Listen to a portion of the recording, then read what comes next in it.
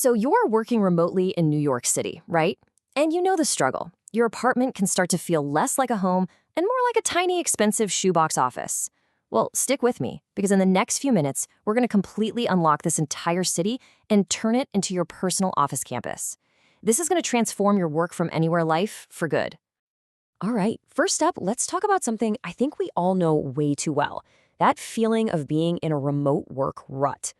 You know, that moment when all the freedom of working from home starts to feel, well, a little too familiar.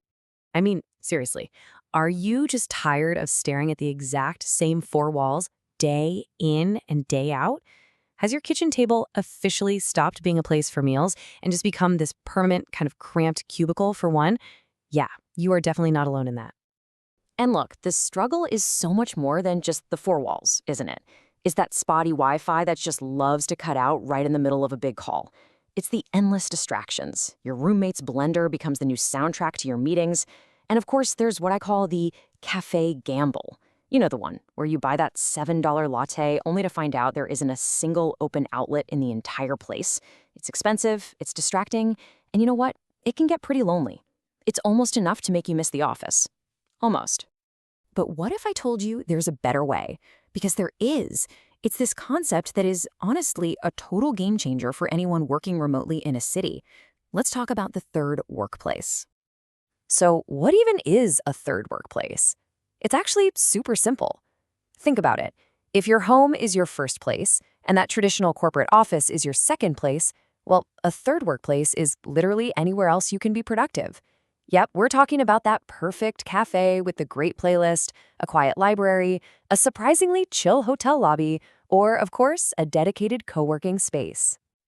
Okay, so it's one thing to know these places exist, but finding the right one, that's the real challenge, right? That's why you need a smart, repeatable strategy to uncover these spots. This, right here, is your new secret weapon. Seriously, forget those generic searches you've been doing. You're going to use these 4 specific phrases in Google Maps. Best places to work gets you the top-rated, reliable options. Co-working with a vibe helps you find those really cool, design-forward spots. Laptop-friendly is absolutely crucial. It filters out places that give you the side-eye for having a screen out. And my personal favorite, hidden gems, helps you find those amazing local spots that aren't on everybody else's radar. Now, this whole strategy really has 2 modes. Let's say you're feeling exploratory, you've got a flexible day. That's when you use a neighborhood search, like work near Soho, to uncover those hidden gems.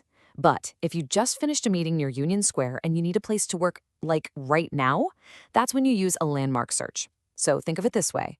One is for discovery and exploration, the other is for pure immediate convenience. Okay, so you've run your searches, you've got a list of potential spots. Awesome. But hold on, before you just pack up your bag and head out, you've got to vet them. And this is where your non-negotiables checklist comes in. Think of this as your personal quality control. First, Wi-Fi. Is it strong enough for video calls?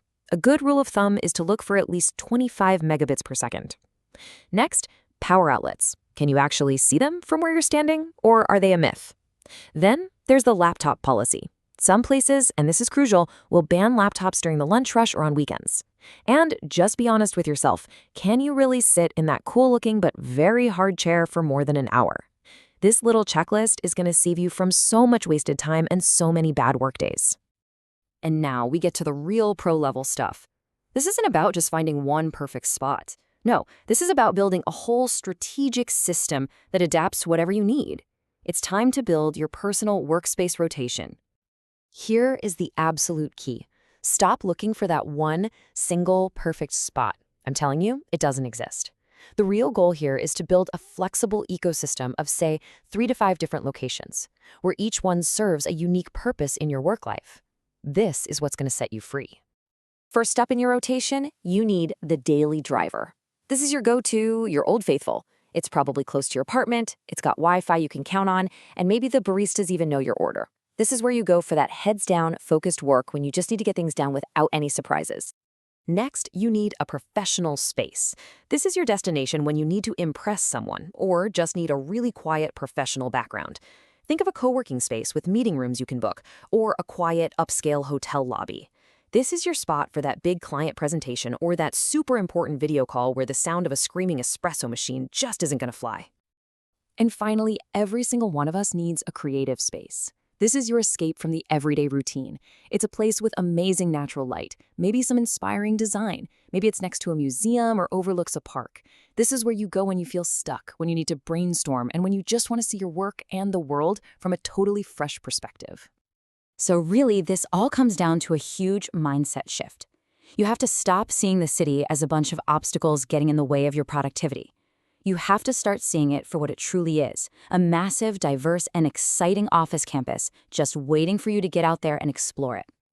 So, now you have the strategy and you have the mindset. The only question left is this.